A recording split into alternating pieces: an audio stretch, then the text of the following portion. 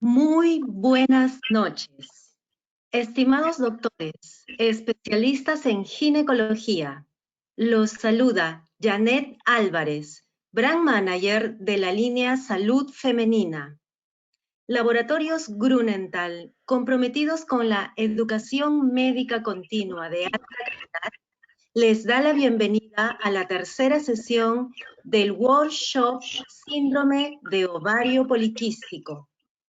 Deseamos que esta sea una experiencia grata y muy enriquecedora para ustedes. Agradecemos de manera muy especial a la Sociedad Peruana de Obstetricia y Ginecología, que otorga el auspicio académico a esta sesión científica. Buenas noches, al nombre del área médica de Grunenthal Peruana. Un gusto poder volver a estar en este medio para aclarar dudas y actualizarnos un poco más de los temas relacionados al síndrome de ovario poliquístico.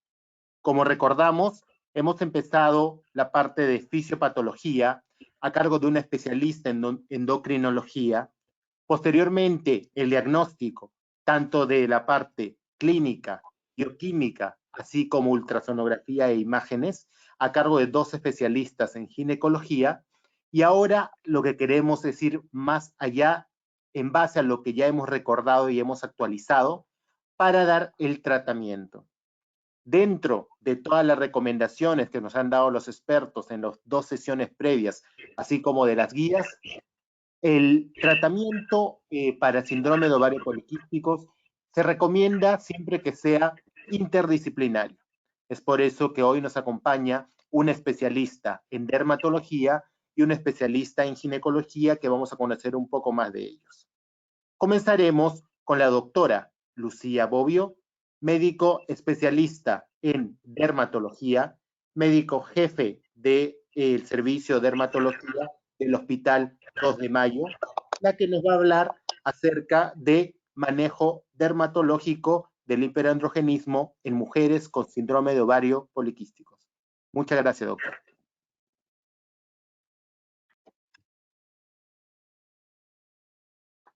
Muy buenas noches, estimados doctores. Muchas gracias al laboratorio Grunenthal y especialmente al doctor Héctor Valderrama por la invitación para compartir con ustedes algunos aspectos del manejo y tratamiento dermatológico del exceso de andrógenos en el síndrome de ovario poliquístico. Como ustedes saben mejor que yo, el síndrome de ovario poliquístico es un trastorno multisistémico frecuente que afecta a las mujeres en edad reproductiva entre el 6 y 8%, pudiendo acompañarlas toda su vida. En la actualidad es la primera causa de infertilidad asociada a anovulación crónica en países desarrollados. Se caracteriza pues precisamente por anovulación crónica, hiperandrogenismo y evidencia ecográfica de ovario poliquístico.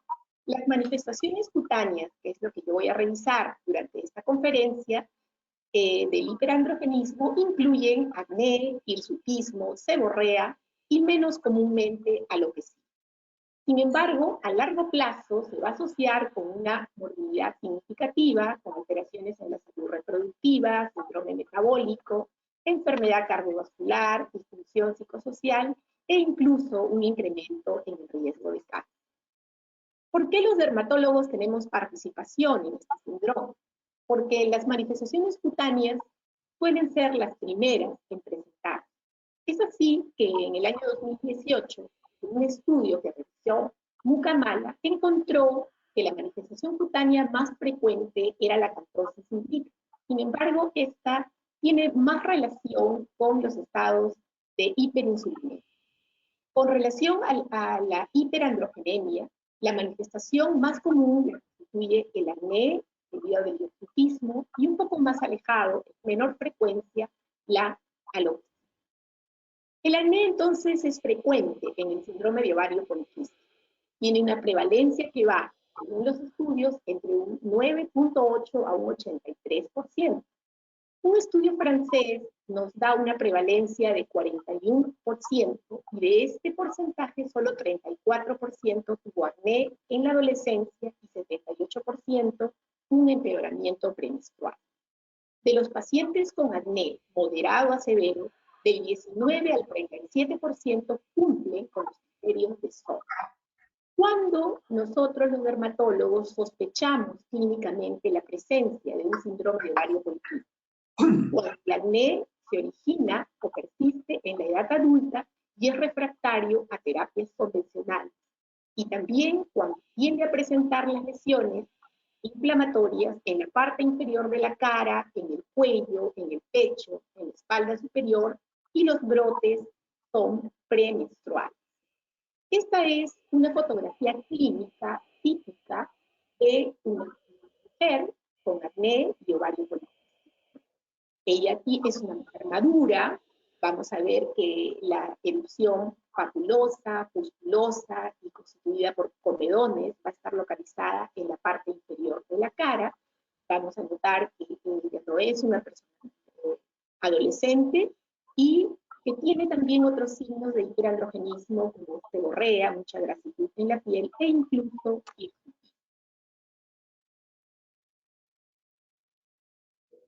Como hemos hecho en las sesiones anteriores, le invocamos a poder responder de manera interactiva las preguntas que van a ir surgiendo durante ambas ponencias. Asimismo, si ustedes tuvieran otra interrogante, por favor, escribirla en el chat para revisarlas al final de las ponencias. La primera pregunta: ¿las manifestaciones cutáneas del exceso de andrógenos están relacionadas a niveles séricos de andrógenos, niveles locales de andrógenos, sensibilidad de receptores, o las opciones B y C? Por favor, marquen en su celular o en su computador la opción que ustedes crean correcta para que la doctora Bobbio nos pueda dar la respuesta en base a la experiencia y también a la evidencia actual que se maneja. Elijan la opción que ustedes crean como correcta.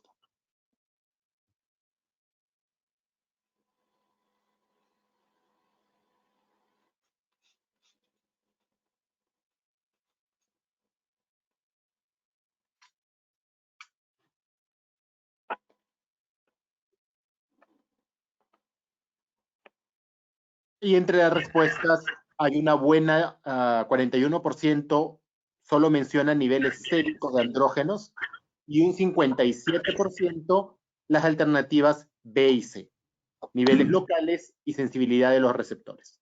Continuamos con la doctora para que nos aclare esta duda.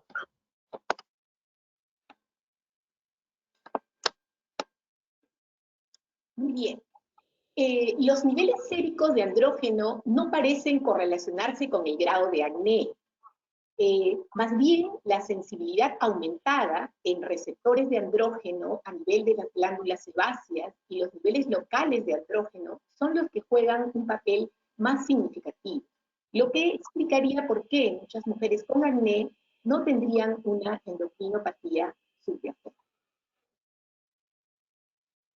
Entonces, la visión ginecológica de un paciente con acné probablemente van a recibir los ginecólogos a una paciente con alteraciones menstruales, con cierto grado de hiperandrogenismo, que podría ser un acné, con alteraciones ecográficas que corresponden a un síndrome de ovario poliquístico, y hecho el diagnóstico van a iniciar un tratamiento hormonal.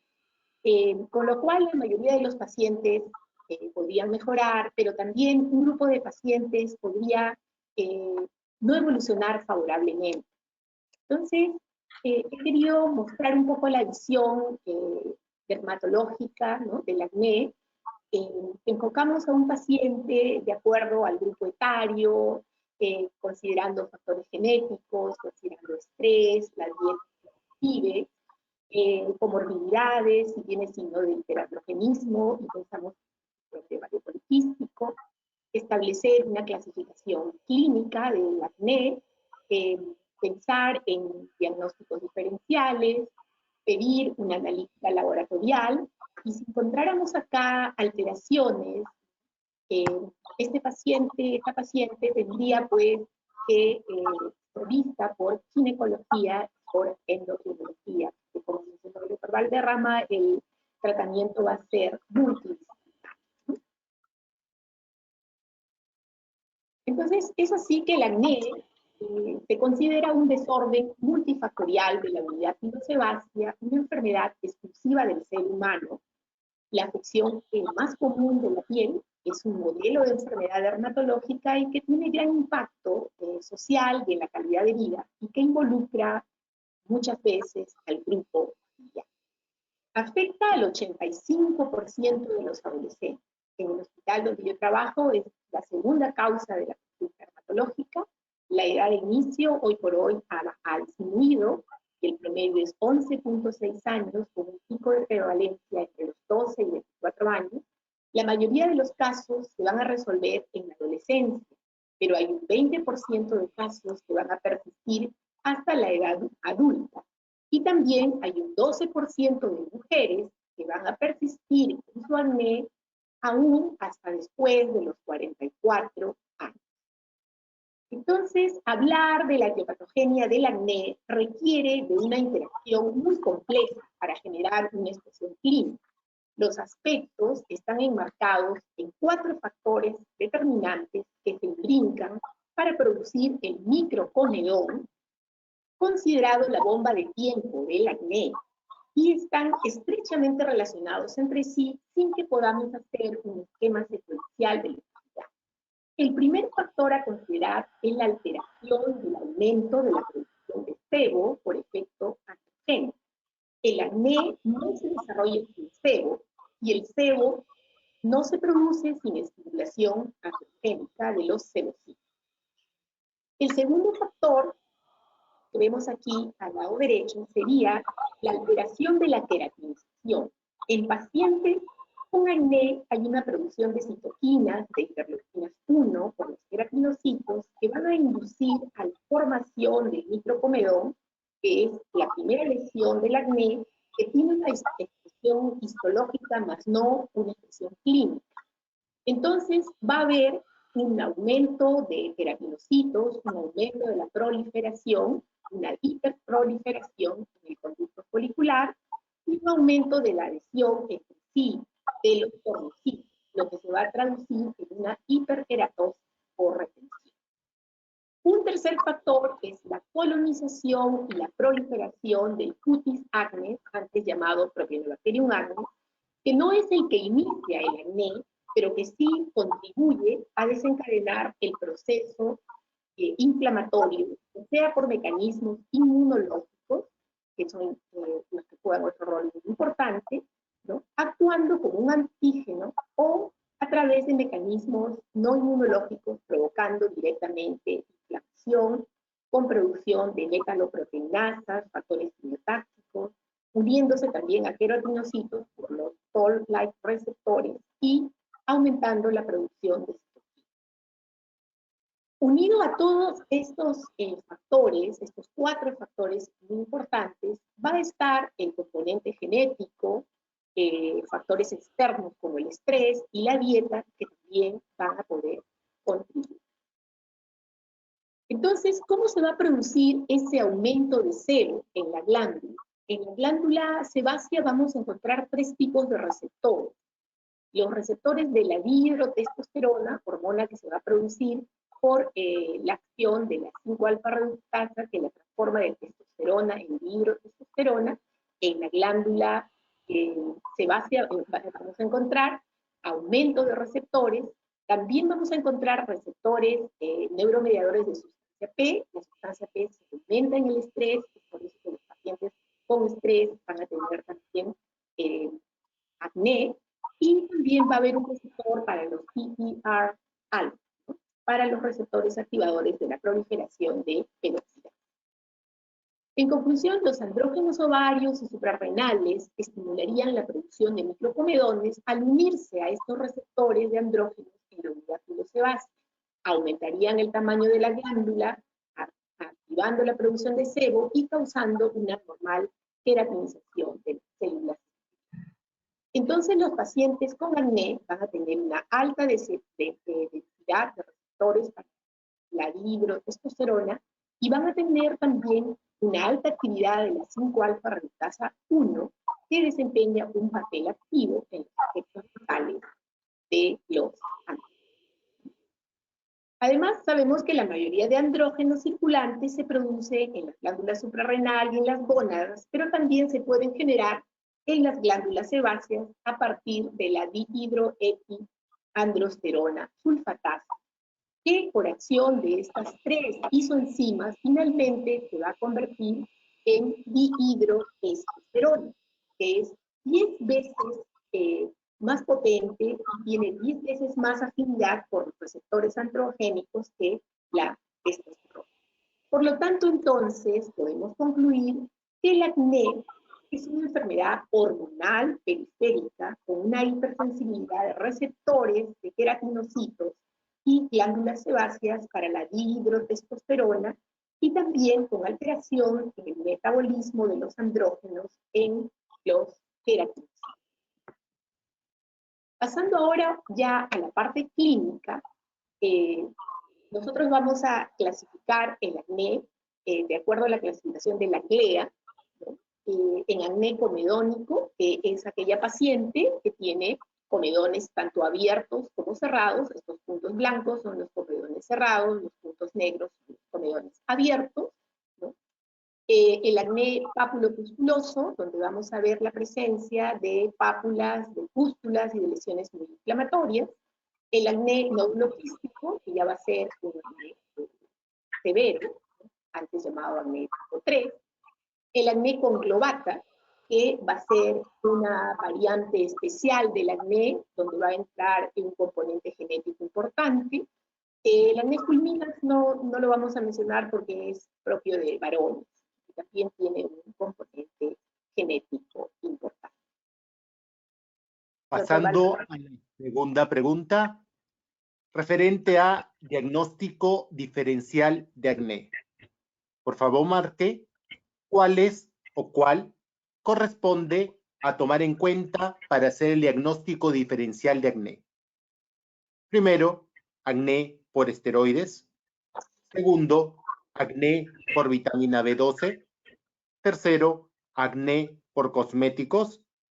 O cuarto, todas las anteriores. Corresponde a diagnóstico diferencial de acné. Por favor, marque la alternativa que crea la más adecuada para poder revisar la respuesta y que la doctora Bobbio nos dé una revisión en torno a este tema.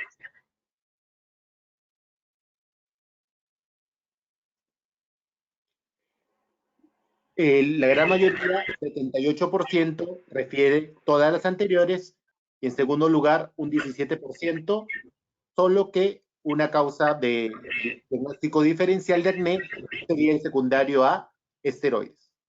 Seguimos, doctora.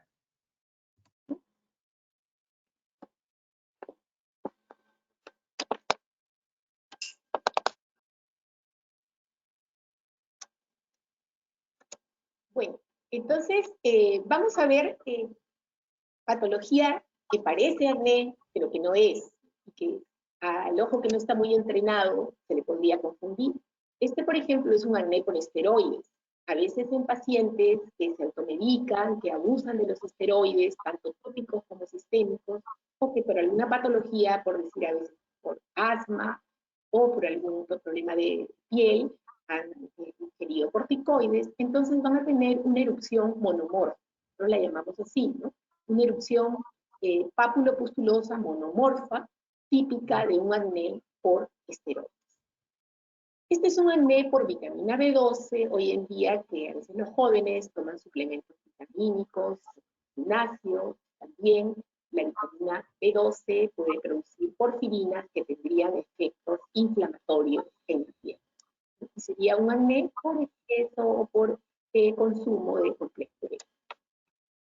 El acné escoriado son aquellas generalmente jovencitas que tienen algún componente psicológico importante y que tienen pequeños comedones, pequeñas manifestaciones de acné, pero que ellas, en un intento de mejorarlo con una actitud compulsiva, erosionan, ¿no? Se autolesionan y producen pues, lo que nosotros llamamos un acné escoriado.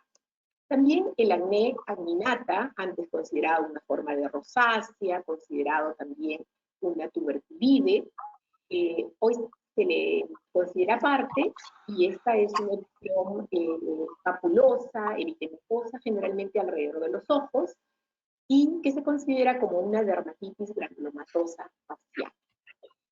El acné por cosméticos, mujeres que utilizan muchos cosméticos, algunos de ellos no pasan la prueba antimicrobiana y entonces pueden tener erupciones acneiformes, pero ocasionadas por los cosméticos. La rosácea granulomatosa, que se caracteriza por un eritema marcado, papulopústulas, telangiectasias, también se podría confundir, ¿no? Mujeres sobre todo ya por arriba de los 40 años, se podría confundir con acné. Incluso angiofibromas en una genodermatosis, que es la esclerosis tuberosa, esta erupción de angiofibromas también en pacientes jóvenes, porque aparece en la adolescencia, se podría confundir con una erupción de acné, de un acné clase. La demodiciosis, que para nosotros es un diagnóstico por descarte, cuando algo parece un acné, parece una rosácea, pero no es ni uno ni lo otro, pica, ¿no? Le llamamos demodiciosis por la presencia de demodes foliculorum. La dermatitis perioral, que es una erupción también papulopustulosa alrededor de los orificios de la cara, sobre todo alrededor de la boca, dermatitis perioral o periorificial. Y las dermatitis de contacto acneiformes, que se pueden dar también por bloqueadores solares, cosméticos, infinidad de mascarillas, cosas que a veces las damas suelen aplicar acá, ¿no? Entonces, en realidad la respuesta sería pues todas las anteriores. Y ahora sí vamos al tratamiento del acné, ¿no? Sobre todo del síndrome de ovario poliquístico. La decisión entonces del tratamiento farmacológico debe adaptarse a las preocupaciones de cada mujer.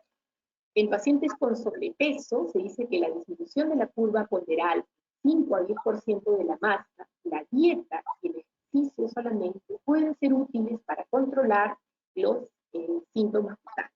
En el hirsutismo, específicamente, se ha comprobado que mejora un 30% solo con estas disminución de curva ponderal. La limpieza de la piel para nosotros es esencial para eliminar la grasitud propia del estado de hiperandrogenismo, la suciedad, las células muertas, el sudor, productos acumulados en la piel, incluso el organismo. Para ello nosotros utilizamos Simber, jabones, lociones, espumas, geles y scrubs que contienen surfactantes que van a limpiar, pero van a preservar el manto lipídico que previene la pérdida transepidérmica de agua. La dieta en el acné también es siempre un motivo de controversias, ¿no? Sobre todo en el acné en SOP, decimos que se debe reducir el consumo de carbohidratos glucémicos, insulinotrópicos y proteínas lácteas. La leche es una proteína compleja que contiene somatostatina, contiene hormona luteinizante y no se recomienda en pacientes con acné, o por lo menos son ellos muy jóvenes, los pacientes, disminuir un poco la ingesta. Se ha resultado también que el chocolate fuera inocuo en el acné, sobre todo por su contenido de leche y de azúcar. El cacao no es el problema es que el chocolate generalmente no es puro y contiene leche y azúcar, ¿no? El abuso de alcohol también puede exacerbar el acné e inducir activadores del ciclo celular, con lo que se contribuye a la hiperproliferación epidérmica. También se deben limitar los alimentos enriquecidos con vitamina B, que como hemos visto puede empeorar. Y considerar más bien si el papel favorable de los probióticos, que van a mantener la microbiota de la piel, alimentos como omega 3, con zinc, con vitamina A, D, fitoquímicos y polifenoles como el té verde y el resveratrol que deriva de la uva. Estos sí son favorables. Bueno, y entrando ya al tratamiento netamente farmacológico, nos basamos, pues, como les mencioné anteriormente, en este programa de la la GLEA, que considera al acné comedónico, en el cual vamos a usar nosotros un tratamiento tópico y tratamientos complementarios que podrían ser limpiezas de cutis, podrían ser peeling, ¿no?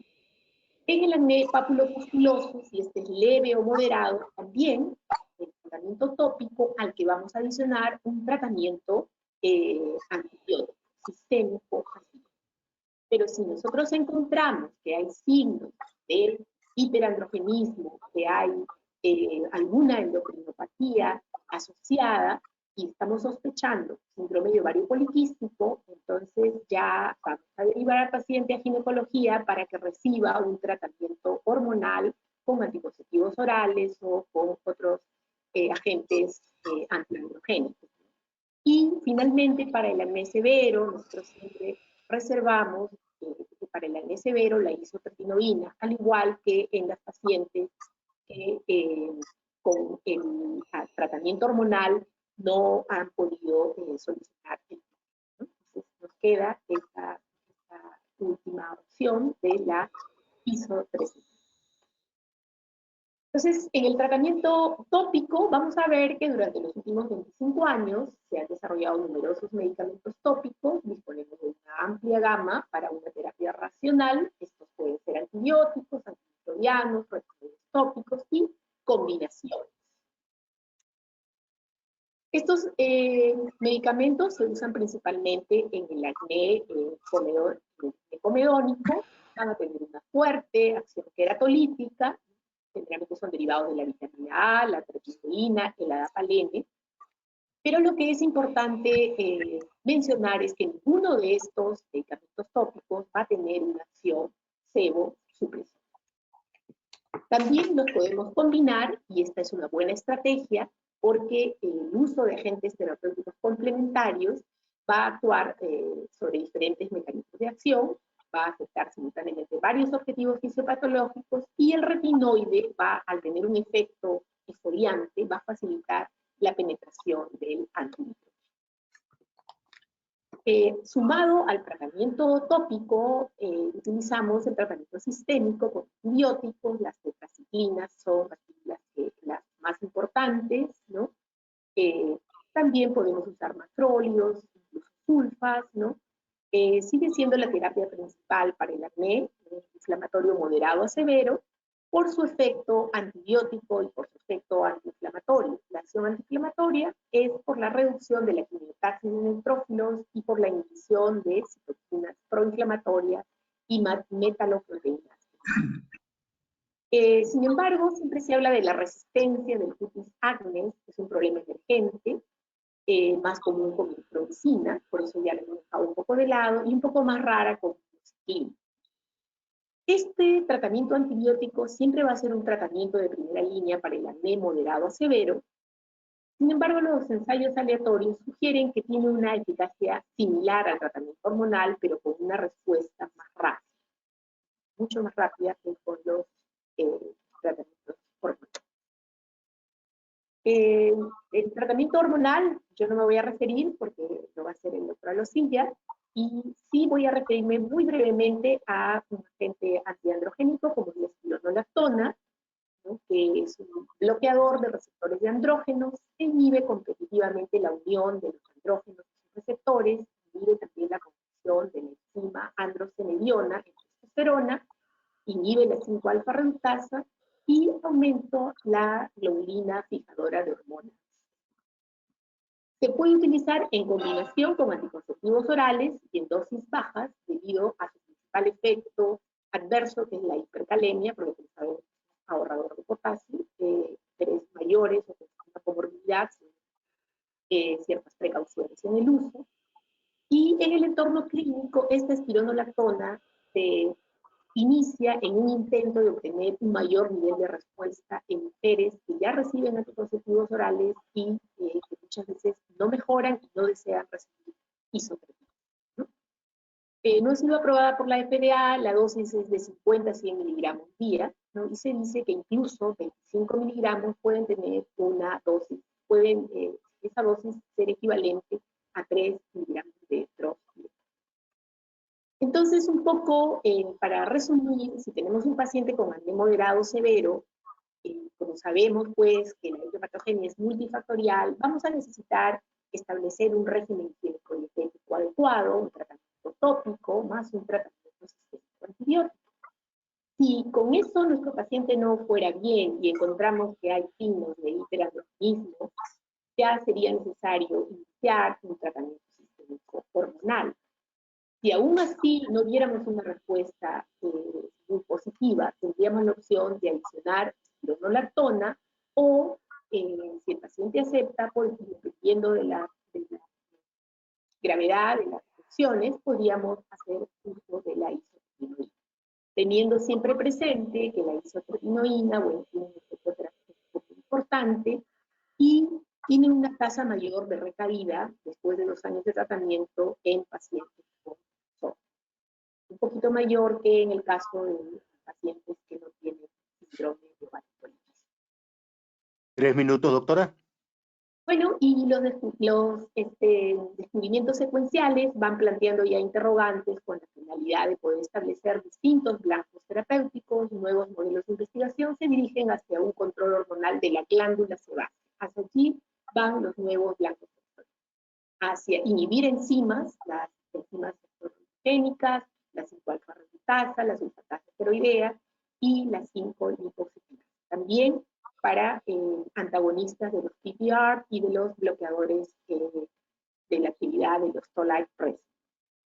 Bueno, creo que vamos a obviar ya hirsutismo y alopecia, y para finalizar, mencionaremos pues que los cambios en la mujer que padece síndrome de ovario poliquístico se van a ver desde la juventud, con trastornos menstruales, acné, hirsutismo, y es ahí que vamos a intervenir los dermatólogos, hasta la adultez, en donde pueden haber cambios metabólicos, diabetes, cardiovasculares. Por lo tanto, la visión de la paciente siempre va a ser a través de un grupo multidisciplinario, donde estarían ginecólogos, dermatología, endocrinología, cardiología y otras cosas. Bueno, les agradezco mucho por su participación. Muchas gracias. Muchas gracias, doctora Bobbio. Pasamos al segundo ponente del día de hoy. Nos acompaña el doctor Aníbal Alocilla Soto, médico especialista en ginecobstetricia, diplomado en endocrinología ginecológica, maestro en anticoncepción y salud sexual y reproductiva de la Universidad de Alcalá de Henares, así como miembro de la Sociedad Española de Anticoncepción. El doctor Alocilla nos va a hablar de manejo y tratamiento del exceso de andrógenos, especificando en el uso de ACOS. Bienvenido, doctor. ¿Qué tal? Buenas noches. Muchas gracias al Laboratorio Grunenthal por invitarme a participar en esta ponencia. La verdad que es un tema bastante interesante y vamos a tratar de explicar todo lo que pueda tener relación con el uso de anticonceptivos orales, sobre todo en este síndrome de hiperandrogenismo. Voy a compartir mi pantalla un momentito, por favor. A ver, esto por acá.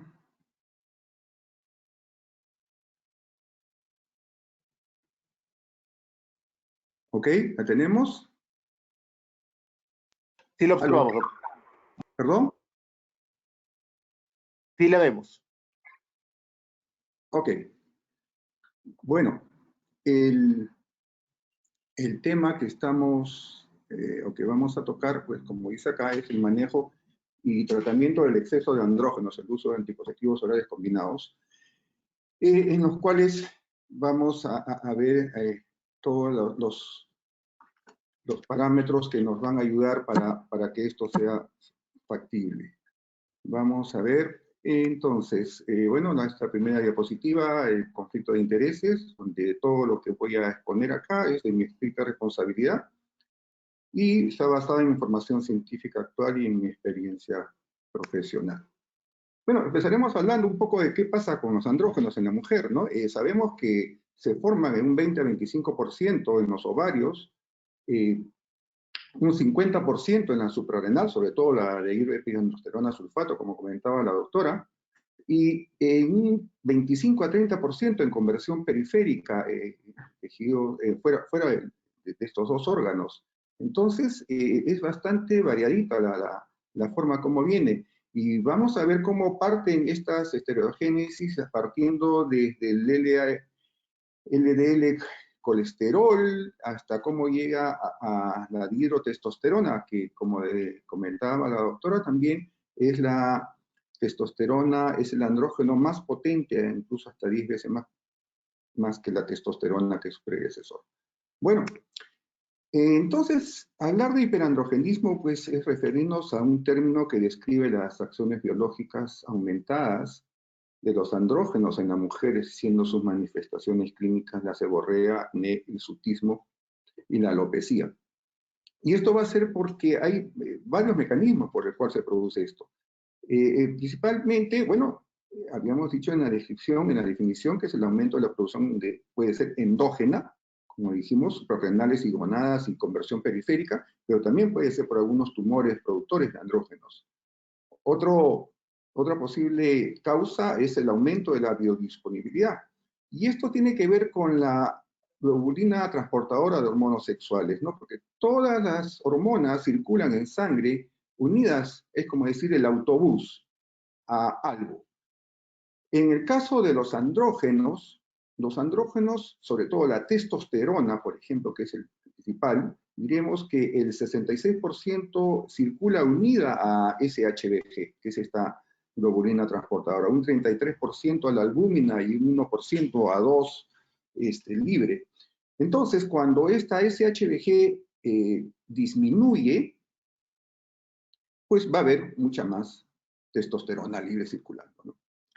Otro punto también a considerar es el bloqueo de su transformación a estrógenos. Eso lo vamos a ver luego porque va a haber una serie de eventos en la que se forman estos esteroides sexuales. Los esteroides sexuales son tres, ¿no? Sabemos estrógenos, progesterona y testosterona. Los estrógenos son los últimos que se forman y son a partir de los andrógenos, sobre todo la testosterona, y esto es por la enzima, la aromatasa, la P450 aromatasa. Cuando esta enzima está disminuida o bloqueada, pues no va a haber paso de andrógenos a estrógenos, por lo tanto va a quedar acumulada mucha más cantidad de andrógenos. Otro punto sería el aumento de la sensibilidad periférica a los andrógenos, y esto tiene que ver con la 5-alfa reductasa, que como se comentó también antes, es la enzima que transforma la testosterona en dihidrotestosterona, que es la hormona activa a nivel de folículo piloso sobre todo. Y por último, la administración exógena de andrógenos. Cuando se clasifica el hiperandrogenismo y de las causas, la Sociedad de Excesos de Andrógenos y de Síndrome Ovario Poliquístico, evaluando esto, cuáles son las etiologías por el exceso de andrógenos, por ejemplo, encontró que el 71% de esto era por causa del síndrome ovario poliquístico, un 15% por el hiperandrogenismo idiopático, un 10% por el hirsutismo idiopático, la hiperplasia adrenal congénita en un 3%, tumores 0.3%, y en miscelánea se pone 0.7, probablemente ahí la más frecuente podría ser el síndrome High-Rhine, que es el hiperandrogenismo con insulinoresistencia y acantosis nigricans, ¿no? Como les comentaba, la esteroogénesis, o sea, cómo se forman en el síndrome ovario poliquístico estos andrógenos aumentados. Esta síntesis de andrógenos va a estar siempre, sobre todo en el ovario, regulado por tres sustancias principales, ¿no? Tres hormonas. La LH, que es la que viene por un aumento de su frecuencia y amplitud en los pulsos que manda en la hipófisis, previa estimulación de la GnRH también aumentando sus pulsos, y esta LH va a estar aumentada y va a actuar sobre todo a nivel de la teca ovárica, ¿no? Donde va a aumentar esta producción de andrógenos. Igual como la insulina, que también por otro lado va a actuar como una gonadotrofina más, y el factor liberador de insulina, la IGF-1.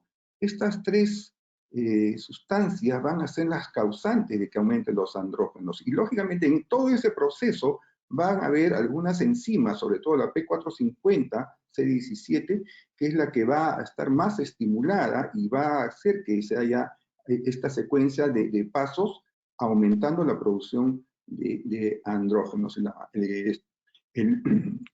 la producción general. Si ustedes ven en la parte derecha, lo que les comentaba en la formación, todo parte del colesterol, sobre todo el LDL, cómo a través de estas enzimas va transformándose en progesterona, luego, perdón, pregnenolona, luego progesterona, la progesterona en androstenediona, que sería el primer andrógeno que se forma, y ya pasaría a ser testosterona y dihidrotestosterona. Todo esto sucede en las células de la teca y luego pasa y se interioriza a la célula, a la granulosa, la parte interna, donde ahí es que se produce la aromatización, es decir, la producción de estrógenos como producto final. Es decir, diríamos que de los esteroides sexuales, el primero que se forma es la progesterona, el segundo los andrógenos y al último los estrógenos.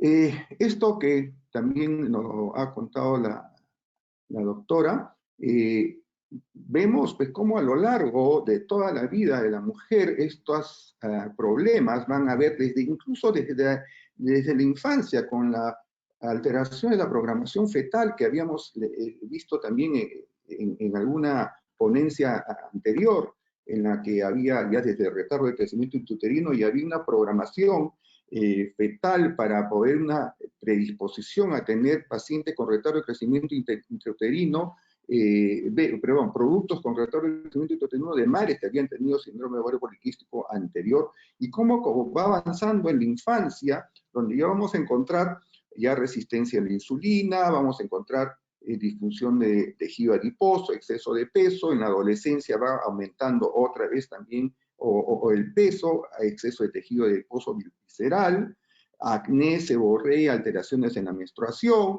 y avanzando en la edad de la mujer, si es que se embaraza, va a haber complicaciones con el embarazo, igual la obesidad ya puede marcarse más, algún tipo de infertilidad, que también es frecuente, dislipidemia, y ya en la edad mayor, generalmente la posibilidad de que terminen haciendo diabetes mellitus tipo 2, con dislipidemias, también enfermedad cardiovascular, hipertensión arterial y hasta poder llegar a un riesgo de cáncer, ¿no? Y como dijo la doctora, pues es un abordaje multidisciplinario en la cual tenemos que intervenir varios actores. En forma general, esta presentación se trata de hablar de tratamiento del SO, pero en mujeres sin deseo de fertilidad, porque es diferente a las que sí desean tener el deseo genético, ¿no? Sin deseo de fertilidad, el objetivo va a ser tratar los síntomas del hiperandrogenismo, tratar la disfunción menstrual, prevención de hiperplasia endometrial y anticoncepción. Todo eso lo vamos a lograr con un anticonceptivo oral combinado. Y también tratar las anormalidades metabólicas asociadas, que probablemente vamos a utilizar insulinosensibilizantes, ¿no? Con deseo de fertilidad, pues la idea es inducir ovulación para obtener un recién nacido vivo. Pero en ambos, sin deseo de fertilidad o con deseo de fertilidad, el cambio de estilo de vida es primordial e importante. El bajar de peso y la dieta y hacer un poco de ejercicio creo que es la parte primaria.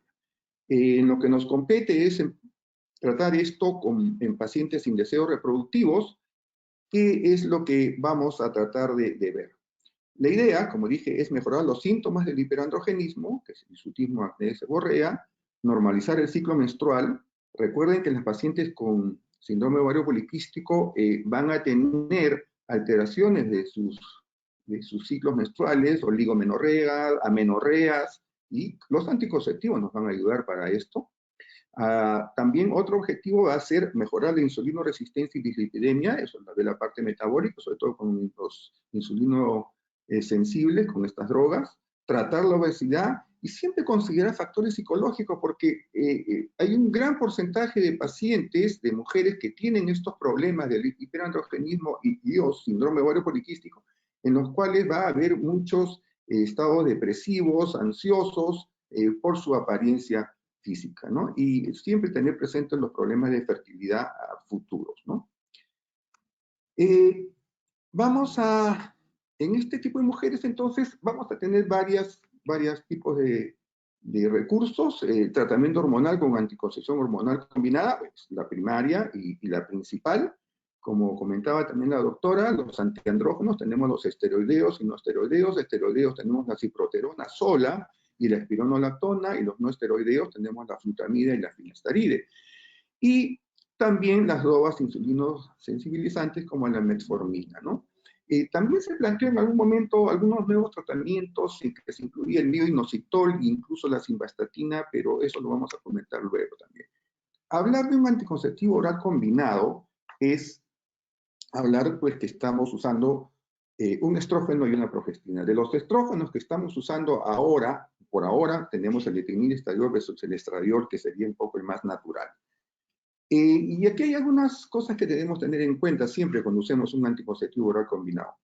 Para inhibir o bloquear la FSH y inhibir la ovulación indirectamente, pues los dos van a actuar de la misma manera, van a tener acciones muy similares. Pero cuando yo quiero estimular más endometrio o aumentar el tamaño de las superficies de las células superficiales de la vagina, el valerato de estradiol, o sea, el estrógeno natural que usamos en algunos anticonceptivos, nos va a ayudar más que el etinilestradiol. Contrariamente, el etinilestradiol es mucho más potente para producir un aumento de la síntesis hepática de esta globulina transportadora de hormonas sexuales que les comentaba antes, aumentar el angiotensinógeno y los parámetros hemostáticos. Es decir, probablemente va a ser un perfil más aterogénico, un perfil más protrombótico el etinilestradiol en general. No es que lo sea directamente, pero va a tener más carga a ese nivel. Pero hablar de gestágenos, esto ya es un poco más variable. Pues vamos a tener de tres formas su origen. Los derivados de la testosterona, que generalmente son los estranos y gonanos, donde vamos a tener sobre todo el levonorgestrel, que es una progestina bastante usada para compararla con otros, porque, bueno, tiene un equilibrio regularmente estable, moderado en sus acciones, es declarado como una progestina de segunda generación, pero que tenía algunos problemas con el perfil lipídico. Entonces, se intentaron mejorar esto creando progestinas de tercera generación, como son el desogestrel, gestodeno y norgestimato. Si bien es cierto, mejoraron este perfil lipídico, pero empeoró la posibilidad de riesgo cardiovascular por el riesgo de tromboembolismo. Es mínimo, pero eso lo vamos a tocar luego. Y por otro lado tenemos los derivados de la progesterona, en la cual tenemos los pregnanos y los norpregnanos, ¿no? En los pregnanos tenemos algunas que son muy conocidas porque las tenemos acá en el país, la meroxiprogesterona, muy usada en este país, la ciproterona, la clormarinona, y de los norpregnanos tenemos el nomegestrol. Tener en cuenta que, miren, en este grupo de derivados de la progesterona, su actividad principal como progestina es tener acción más antiandrogénica. Aquí tenemos 3 de los 5 progestinas que son antiandrogénicas. En el lado de los relacionados a derivados de la testosterona, son progestinas que tienen más actividad que tiene que ver con la acción de controlar la proliferación y el bloqueo y la estabilización del endometrio. O sea, van a regular más el endometrio. Y ahí tenemos a una muy interesante que es el dienogés. El dienogés es una progestina que es híbrida. Tiene de ambas, como si fuera derivado de la testosterona y derivado de la progesterona. Es decir, tiene actividad antiandrogénica, bastante interesante, y también tiene buen control del endometrio y de la proliferación. Recuerden que es usado también en endometriosis y en patologías para eso. Y por último tenemos el grupo de los derivados de la espironolactona, que es la drospirenona. Muy bien. ¿Y cómo van a actuar esto? La actividad de esta progestina va a ser de acuerdo a cómo sea su afinidad con los receptores. Y los receptores van a ser de los 5 esteroides o las formas que podemos tener en el cuerpo, ¿no? Receptores de estrógenos, progestágenos, andrógenos, mineralocorticoide y glucocorticoide. De estrógeno y progestágeno tiene que ver con el control del endometrio, control del ciclo, en ambos. El receptor de andrógenos, piel, cabello, peso, lípidos, mineralocorticoide, balance electrolítico, y el glucocorticoide con los fosfolípidos endometriales y en la dismenorrea. Las progestinas van a tener acción en diferentes de estos receptores, en algunos más, en algunos menos, y cada una va a tener algunas actividades diferentes que las van a hacer diferentes. Y cuando vemos ya en lo que nos compete como acción antiandrogénica, les comenté que eran 5 las progestinas que nos ayudaban en esto. Tenemos clormadinona, ciproterona, dienogest, drospirenona y nomegestrol. Estas 5 van a tener diferente potencia in vitro de acción antiandrogénica, pero en vivo son bastante parecidas y cada una, de acuerdo a sus características y a las demás acciones que pueda tener, nos van a ayudar adicionalmente para cubrir algunas cosas que queramos de nuestras pacientes con el uso de anticonceptivos. El mecanismo de acción de los anticonceptivos con gestágenos antiandrogénicos van a ser, primero, disminución de la secreción ovárica y adrenal de andrógenos. O sea, a nivel de los 2 sitios donde se produce, va a haber una disminución de esa producción. La estimulación de producción de la globulina transportadora, eso lo va a hacer el componente estrogénico. La inhibición competitiva en el receptor de los andrógenos, eso es también muy interesante porque la mayoría de los antiandrógenos va a actuar a ese nivel, pero, como les dije, algunas de estas combinaciones van a tener 2 o 3 o 4, todas estas acciones como efecto antiandrogénico. Algunas inhiben la acción de la 5-alfa reductasa, tipo 1, sobre todo, por ejemplo, el dienogest y la clormadinona, son los principales que actúan a ese nivel adicionalmente. Y por último, la reducción del número de receptores de andrógenos, que lo hacen sí casi todas. Perdón. Bueno, vamos a hacer la primera pregunta. De las siguientes progestinas, ¿cuál tiene menor afinidad por la SHBG? Vamos a hacer un sondeo y ¿cuál sería la respuesta? Clormadinona, dienogest o levonorgestrel. Pueden hacer su test cada uno. A ver, vamos a darles un pequeño tiempo.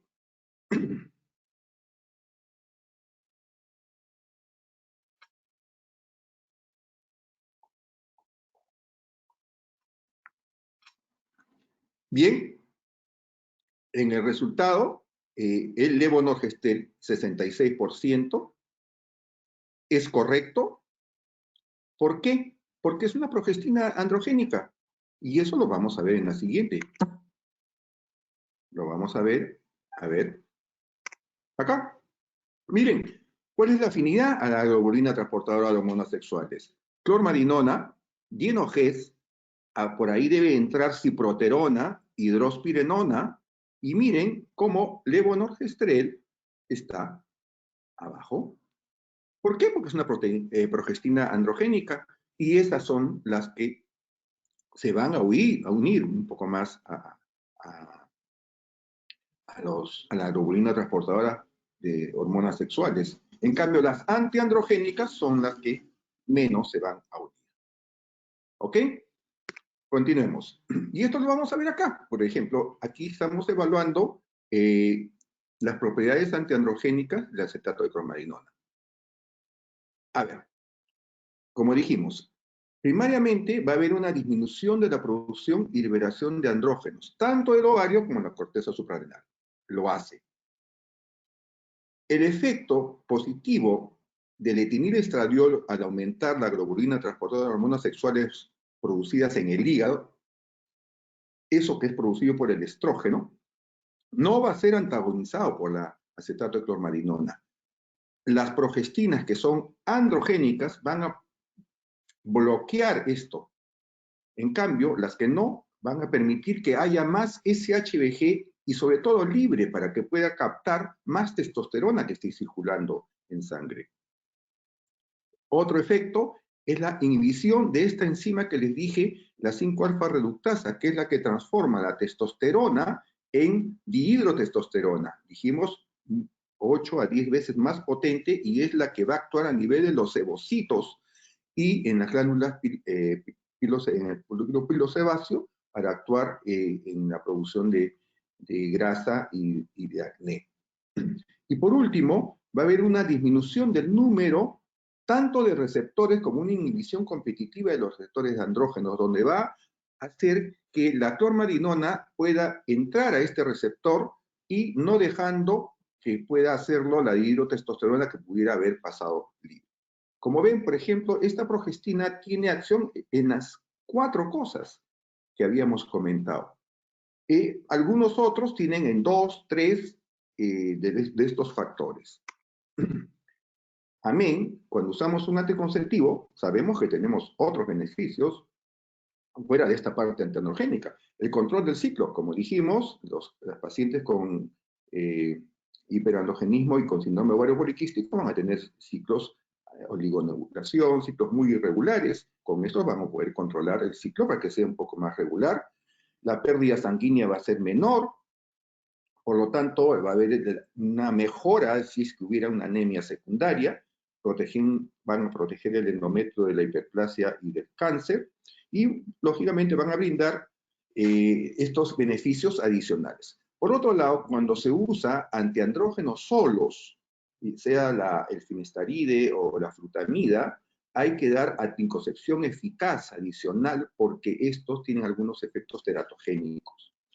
Y también hemos visto que las progestinas que son androgénicas van a aumentar también la intolerancia a la glucosa, eso hay que tenerlo en cuenta.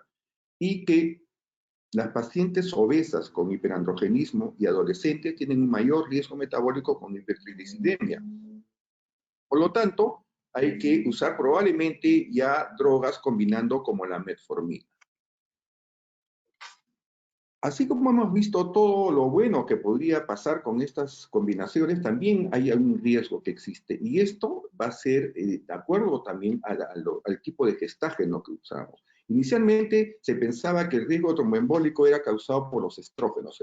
De la primera píldora que salió empezaron a bajar de 100, 50, 30, 25 y tenemos ahora dosis bastante bajas. Y mejoró mucho el riesgo de tromboembolismo, pero también tiene que ver con los gestágenos. Y vemos acá como, por ejemplo, las progestinas, el Dienoges, la clormadinona, el levonorgestrel, que son antiandrogénicas, están en entre 3 y 10 por 10.000, es decir, en un promedio de 4 a 6 en general. Sin embargo, las que supuestamente son más teóricamente antiandrogénicas, como drospirenona, ciproterona, desogestrel y gestoeno, ya se nos eleva hasta 14, de 6 a 14.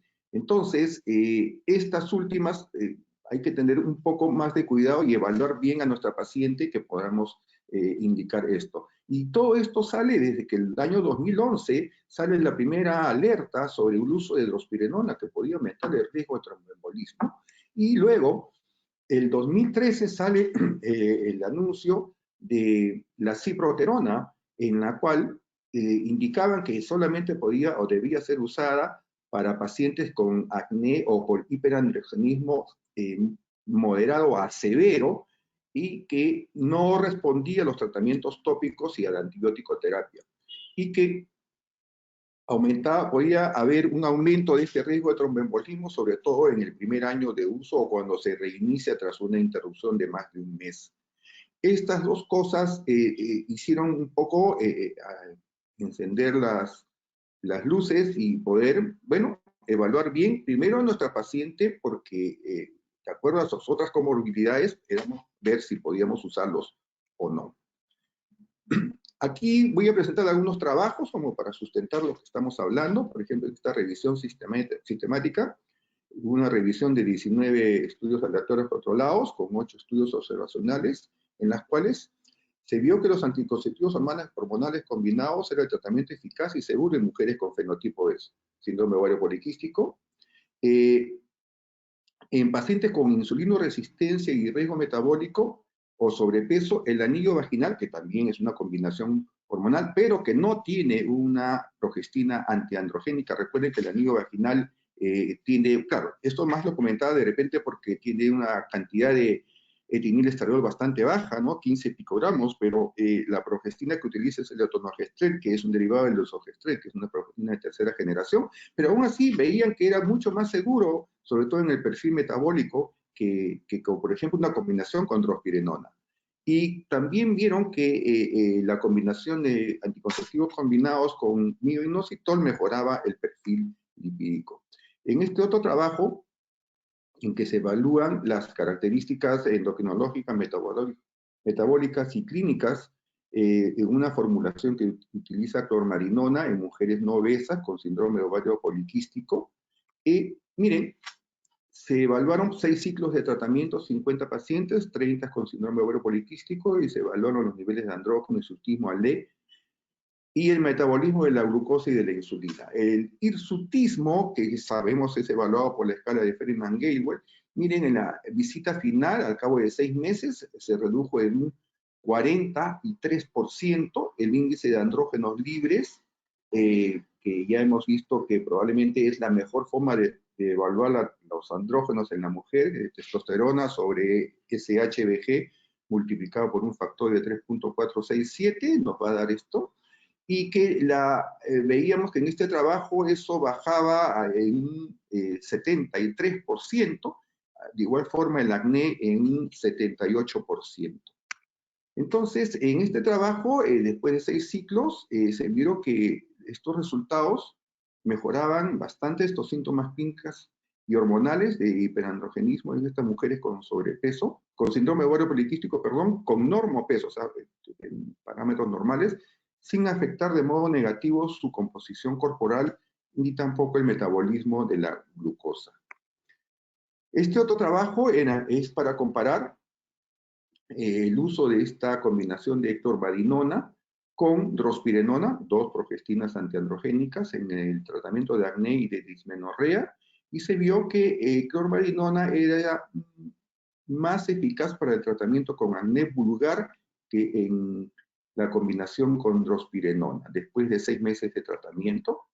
Este otro trabajo, miren, era comparar la eficacia de 2 progestinas diferentes, antiandrogénicas, Dienogest con ciproterona y contra placebo, para ver cómo nos podía ayudar, y se vio que el Dienogest era tan eficaz como la ciproterona en el tratamiento del acné leve a moderado, y que era una opción válida para este tratamiento del acné en mujeres que buscan anticoncepción hormonal. Esto ya nos va diciendo de que pues cualquiera de estas 5 progestinas antiandrogénicas nos van a ayudar en acné leve a moderado. Y claro, cuando usamos ciproterona es porque probablemente vamos a usar en una paciente con un acné severo, resistente a tratamientos iniciales o dermocosméticos, y la cual podemos usarlo, pero solo por 6 meses, y de ahí tenemos que pasar a cualquiera de los otros 4.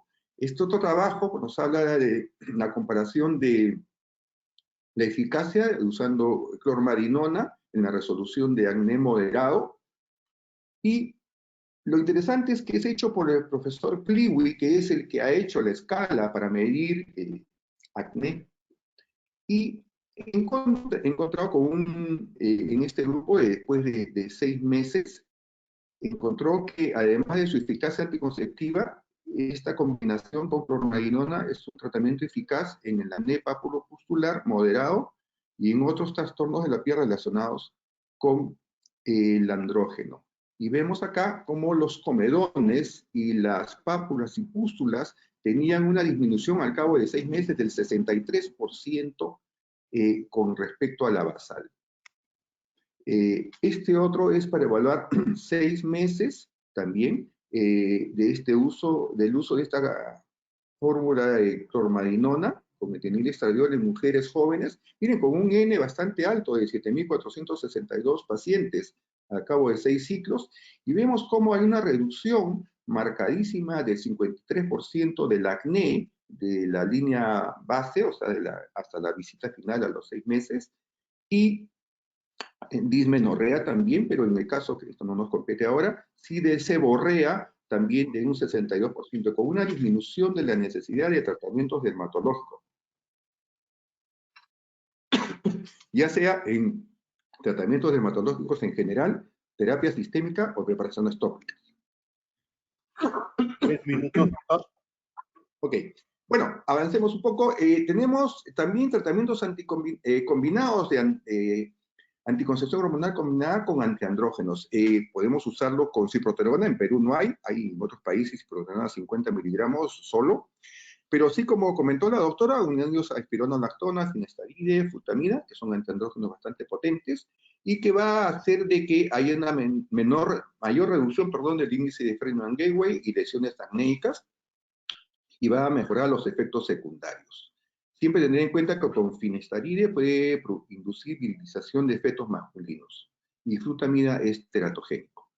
Este trabajo que les comentaba con simvastatina, que es un tratamiento para mejorar los triglicéridos y los lípidos, mire, se encontró que había una disminución tanto en la testosterona total, testosterona libre, cuando se usó en combinación con anticonceptivos orales combinados contra anticonceptivos solos, bastante interesante, bajando testosterona total libre, hirsutismo y colesterol, y beneficios también sobre el perfil lipídico en estas pacientes.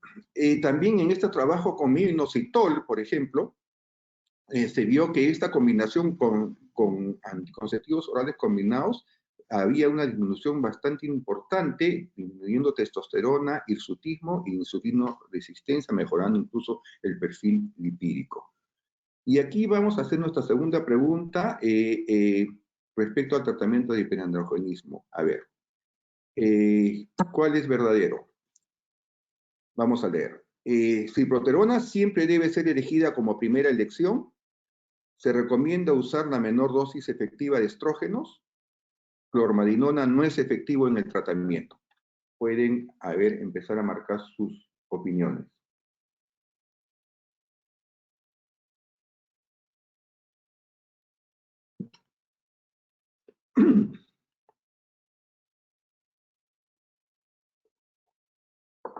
Bien, nuestras respuestas que nos han mandado es: ciproterona debe ser elegida siempre como primera opción. 36% se recomienda la menor dosis efectiva de estrógeno. Esta es la respuesta correcta. Como les dije, ya no se usa ciproterona más de 6 meses y debe usarse la menor cantidad de estrógenos posibles en las combinaciones. Para terminar, esta es la guía última que ha salido el año 2018, la más grande que se ha podido publicar, basado en medicina basada en evidencias, y que voy a solamente presentar esta parte en la cual habla tratamiento en mujeres que no tienen deseo genésico. En primer lugar está el uso, estilo de vida que habíamos hablado, bajar de peso y el ejercicio. Y como tratamiento, miren, ellos recomiendan el uso, como lo vemos ahí, de las menores dosis de estrógenos, 20 o 30 microgramos de etinilestradiol o su equivalente, considerar siempre estrógenos naturales también, otras preparaciones que lo puedan tener, si es que lo existen, tener presentes siempre los criterios médicos de elegibilidad de la Organización Mundial de Salud, porque sabemos que los anticonceptivos tienen contraindicaciones para muchos temas y hay que tener en cuenta, ¿no? Por ejemplo, pacientes fumadoras de más de 35 años, pacientes con inmovilización prolongada, pacientes con cefalea con áurea y con migraña, ¿no? Hay algunas contraindicaciones absolutas para usar anticonceptivos combinados. Y miren, 35 microgramos de etinilestradiol con ciproterona ya no es el tratamiento de primera elección en síndrome ovario poliquístico debido a los efectos aumentos que han estado adversos incrementados, que es lo que habíamos comentado antes. Y que también otra recomendación, que el hirsutismo requiere, aparte de los anticonceptivos orales combinados, terapia cosmética adicional por al menos 6 meses, siempre tener en cuenta los factores de riesgo metabólico, como el sobrepeso, la hiperlipidemia, la hipertensión, y en la nota ponen que los anticonceptivos que tienen progestinas que no ayudan y que no incrementen esta globulina transportadora de hormonas sexuales, no van a tener mucha eficacia con el hiperandrogenismo. Y en la parte de abajo hablan de cómo se puede combinar anticonceptivos con estilo de vida siempre y con metformina y anticonceptivos con antiandrógenos. Y al final, si pueden ver la última línea, el inositol, que está bastante ahora en los últimos tiempos involucrado en esto, todavía para ellos lo consideran como experimental y que se necesitan mayores trabajos para incluirlo oficialmente. En conclusión, podemos decir que estas mujeres que necesitan consejo anticonceptivo, los anticonceptivos orales combinados es el tratamiento de primera línea en estas pacientes que tienen hiperandrogenismo sin deseo genésico y que el gestágeno que debemos usar es cualquiera de estos 5 antiandrogénicos, que el tratamiento sintomático y crónico es importante, debemos usar anticonceptivos que tengan estrógenos con menores dosis posibles, debemos combinar, lógicamente, lo que era de primer nivel, los hábitos dietéticos y ejercicios, y que podría adicionarse otros fármacos antiandrogénicos, y al igual que las medidas dermocosméticas. Y que es usar anticonceptivos hormonales combinados son métodos seguros, que tienen beneficios adicionales, siempre tener presentes los riesgos futuros de esterilidad, en este tipo de pacientes con síndrome ovario poliquístico, los problemas metabólicos y el riesgo de cáncer de endometrio, que va a ser cubierto con el uso de anticonceptivos o protegido con el uso de anticonceptivos orales combinados, insistir en hábitos saludables y dietéticos y no olvidarnos del apoyo psicológico en estas pacientes. Y que el abordaje tiene que ser siempre multidisciplinario. Los dejo acá con estas 5 progestinas, que son las que nos van a ayudar mucho más y a acordarse de ellas siempre. Muchas gracias. Muchas gracias, doctora Losilla, por la brillante exposición. Pasamos a la ronda de preguntas. Tenemos numerosas preguntas, vamos a ir dándola a nuestros expositores. La primera pregunta es en torno al tratamiento dermatológico. Menciona que la doctora Bobbio habló tanto de tratamiento antibiótico tópico como también tratamiento sistémico. ¿Recomendaría hacerlo escalonadamente o recomienda hacerlo de un inicio ambos a la vez? ¿Y por cuánto tiempo? Dependiendo, perdón, doctor, sí, el grado de acné. Si estamos frente a un acné comedónico, podría ser suficiente con un antibiótico tópico combinado con un retinoide. Y si ya es un acné papulopustuloso, sí necesitamos iniciar el tratamiento tópico más el tratamiento antibiótico. Lo mínimo son 2 meses, que por la fisiopatología es el mínimo tiempo que se debe usar el tratamiento. Muchas gracias, doctora.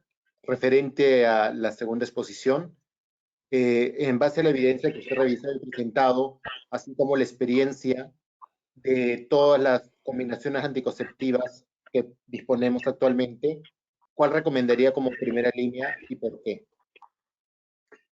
Bueno, como dije, en forma general, en un sitio donde no tengamos todo el abanico de opciones, pues realmente todos los anticonceptivos nos van a ayudar de alguna forma, en alguna forma, porque toda la respuesta de las pacientes es variable. Pero definitivamente la idea es recomendar y utilizar una progestina antiandrogénica. Y como dije, tenemos hijos. Si hablamos que la mayor cantidad de pacientes con hiperandrogenismo, con acné, con hirsutismo, van a ser leves a moderados, probablemente podemos usar cualquiera de las 4 que son para esto, ¿no? Tenemos a clormarinona, tenemos drospirenona e incluso el moxifenol. Y guardaríamos para tratamientos más severos, para pacientes con manifestaciones más severas, el uso de ciclosporina solo por 6 meses para luego pasar por el tiempo que puede usarse, porque las otras pueden usarse por mucho tiempo, para completar el tratamiento, ¿no? Muchas gracias. A la doctora Bobbio, ¿cuánto tiempo daría el tratamiento antibiótico tópico o sistémico antes de pasar a una opción anticonceptiva, ya sea única o combinándola? Ya. Si vemos que, como les digo, el periodo es de 2 meses, si vemos que en 2 meses no hay una respuesta con la terapia tópica y la terapia antibiótica, y hay signos de hiperandrogenismo, entonces ya pasamos a la terapia hormonal, ¿no? Con anticonceptivos. Y otra pregunta referente a esto es, ¿y en cuánto tiempo agregaría espironolactona? Bueno, al anticonceptivo habría que darle mínimo 4 meses, ¿no? Que me corrija si no el doctor, mínimo 3, 4 meses para ver una respuesta, ¿no? Y allí ya podríamos agregar la espironolactona. ¿Algo que agregar, doctor García? Sí, bueno, está bien esa idea, pero no olvidar que la espironolactona es una progestina, perdón, es un antiandrógeno bastante potente. Mucho cuidado con manejando las dosis, ¿no?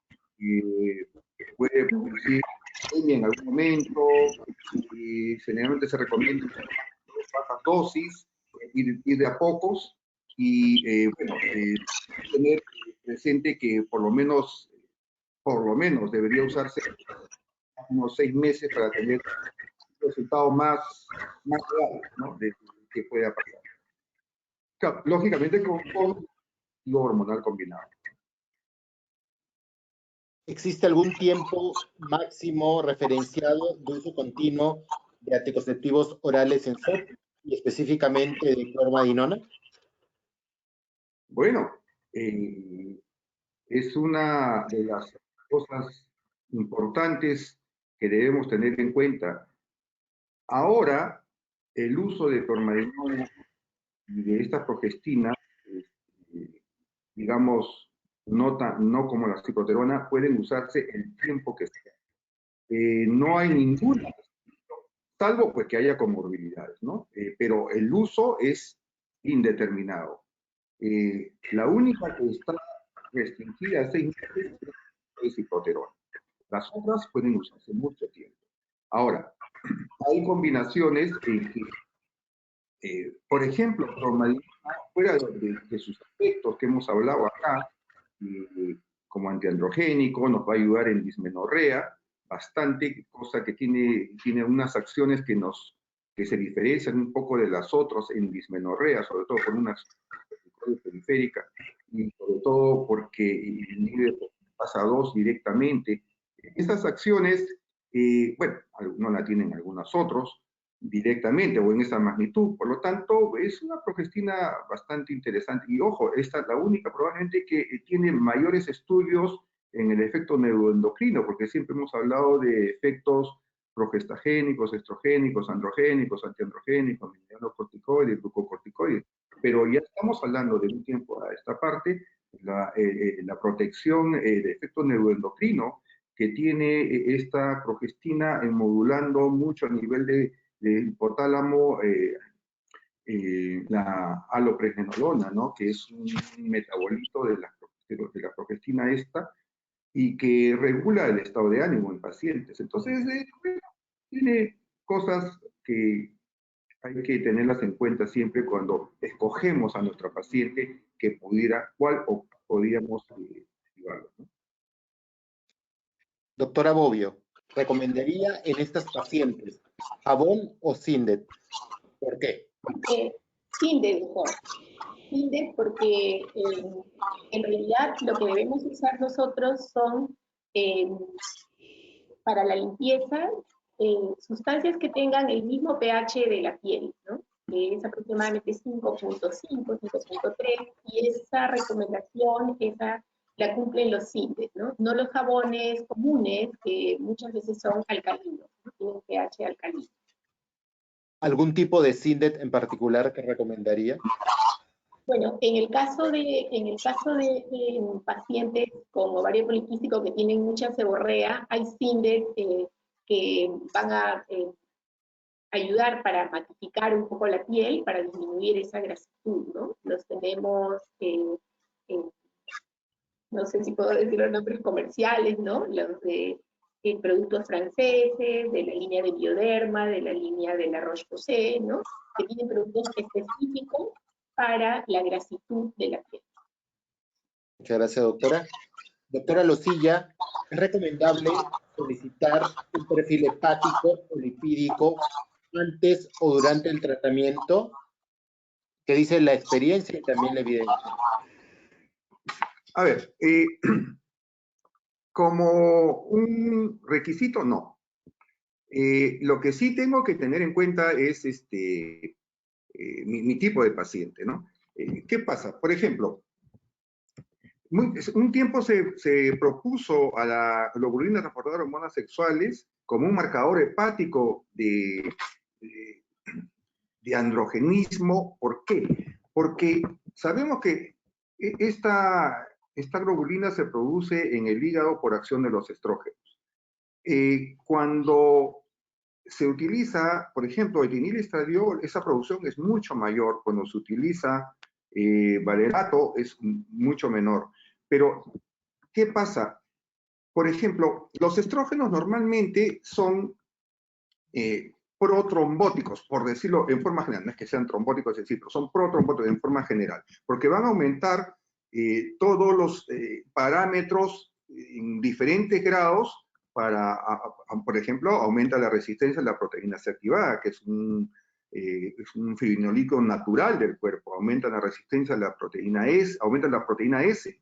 Entonces, esto va a hacer de que se forme el estrógeno, va a hacer que forme más SHBG, pero también esta SHBG va a aumentar estos efectos protrombóticos. Entonces, es importante por ahí tener en cuenta estos marcadores. Pero ¿en qué paciente me voy a preocupar? Pues pacientes que han tenido problemas hepáticos severos, crónicos, probablemente yo no voy a usar anticonceptivos hormonales combinados que tengan estrógenos, ¿no? Y si los tuviera que usar porque no fue muy intenso el cuadro o no, pues usaría o valerato estradiol o usaría el etilenilestradiol en dosis muy baja. Probablemente no haya, pero de que haya que sea obligatorio hacer perfiles hepáticos para usar anticonceptivos, no, salvo que mi paciente tenga alguna comorbilidad extra. Gracias. Pasamos a las dos últimas preguntas. Hay buen número de preguntas. Gracias por el interés y a los ponentes por las extraordinarias ponencias que nos han compartido hoy día. Doctora Bobbio, no pudo hablar mucho de alopecia y dijo que no era la manifestación más frecuente de SOP, pero para yo considerar que esa alopecia podría ser secundaria a SOP, ¿hay alguna pista o forma de saberlo? Bueno, la alopecia propia del SOP es más bien, al contrario de la alopecia androgénica que compromete la zona frontal y las zonas parietales, es más bien en la zona central del cuero cabelludo, ¿no? Entonces se va a notar una disminución de la densidad capilar en la zona central del cuero cabelludo. Pero como no es muy frecuente, se pide siempre descartar otras causas de alopecia difusa, ¿no? Pedir un control de hemograma, ferritina sérica, para descartar otras causas, también endocrinopatías, ¿no? Que son más comunes que la alopecia por SOP. Gracias, doctor Alosilla. Las pacientes adolescentes con SOP, ¿qué evidencia hay? ¿Qué recomendaciones para utilizar anticonceptivos en SOP? Las pacientes adolescentes con SOP es un tema muy interesante, porque primero, partiendo del diagnóstico, los parámetros cambian, ¿no? En mujeres adolescentes, es el acné severo, que es el signo prácticamente mayoritario ahí, y más bien no el hirsutismo. Entonces, Y es más, cuando vemos, por ejemplo, de la evaluación ecográfica, sabemos de que, por ejemplo, una ecografía para ver ovario con morfología poliquística tiene que ser hecho 8 años después de la menarquia, porque pues antes eso solamente nos va a servir, no es un criterio mayor para el diagnóstico, y solamente nos va a decir porque en esa época hay ovarios multipoliculares abundantes. Entonces, en estas pacientes, ya desde el diagnóstico es diferente. Y de que se puedan usar anticonceptivos orales combinados, por supuesto, no hay ninguna contraindicación para no usarlos. Pero es una paciente que tiene características bastante especiales por la edad, ¿no? O en este grupo. Y que tanto para el diagnóstico como para el manejo, en el caso de uso de anticonceptivos, no hay ninguna restricción. Muchas gracias a nuestros dos ponentes, muchas gracias a los asistentes y pasamos con Janet para que nos dé el cierre del evento. Muy bien, muchísimas gracias por la compañía de cada uno de ustedes, estimados doctores. A continuación, vamos a compartir con ustedes nuestra marca auspiciadora del evento. Velara, nuestro anticonceptivo que brinda anticoncepción con beneficios diferenciados. ¿Listos para mostrar el video?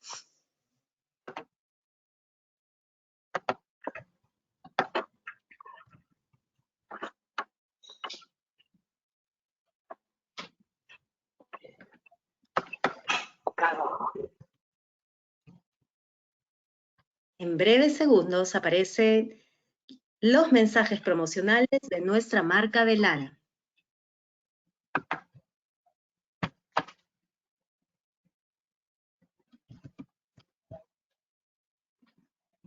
Bien, mientras aparece el video, aprovecho para comentarles nuestra siguiente sesión, que ya vendría a ser la última con la que cerramos este ciclo de conferencias tan importantes en síndrome de ovario poliquístico, que vendría a ser el día 6 de agosto.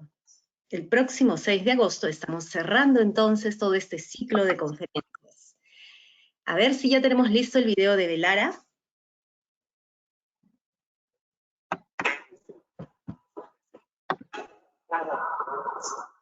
Sus necesidades anticonceptivas también. Velamos anticoncepción y belleza. Velara es el producto original que cuenta con amplio respaldo científico a nivel mundial. Velara proporciona efectiva protección anticonceptiva sin preocupaciones por alteraciones del peso corporal. Velara brinda alivio importante a la dismenorrea severa. Más de 500 millones 200.000 ciclos tratados con Velara valen su tolerabilidad. Más de 3 millones de pacientes usuarias todo el mundo. Velara brinda eficacia, seguridad y sostenibilidad en uso a largo plazo. Velara con el respaldo de la comunidad alemana.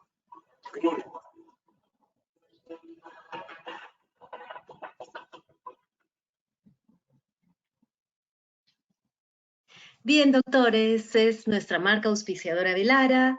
Los esperamos entonces este jueves 6 de agosto en nuestra siguiente sesión con la que vamos a culminar todo este ciclo de conferencias del workshop Síndrome de Ovario Poliquístico. Será un gusto volver a tenerlos nuevamente en compañía de nosotros. Muchas gracias y buenas noches. Buenas noches.